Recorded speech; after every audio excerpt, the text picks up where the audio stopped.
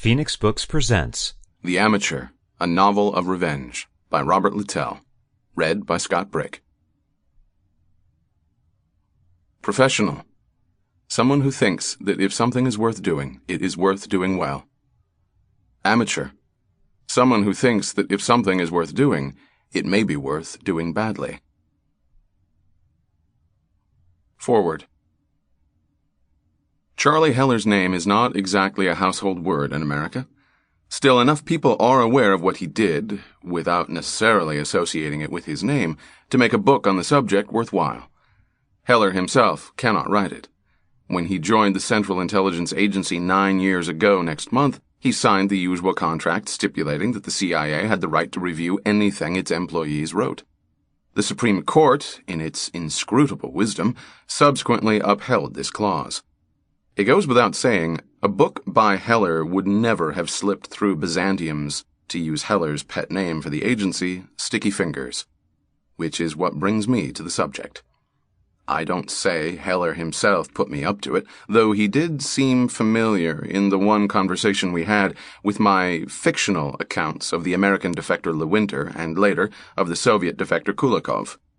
In any case, I am not bound by an American version of the Official Secrets Act, especially since I am presenting Heller's story, which I pieced together from various sources, in a fictional framework.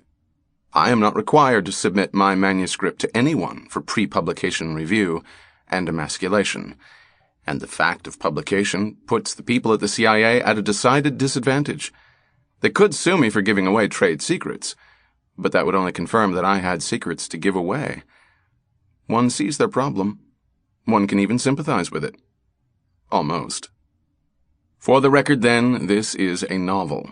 All of the characters in the book are fictitious, and any resemblance to actual persons, living or dead, etc., etc. In the end, even Heller may be a figment of my imagination.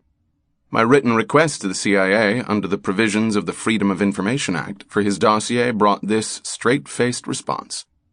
No person by that name has been or is currently employed by the CIA. Which is as good a note as any to start the story on. Robert Littell, Grasse, France, August 1980. The Amateur.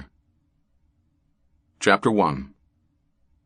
Plowing toward retirement like an icebreaker, the Lady Consul General half-raised her right hand and asked in a voice ideally suited to recorded announcements, "Do you swear or affirm that you have told the truth, the whole truth, and nothing but the truth?"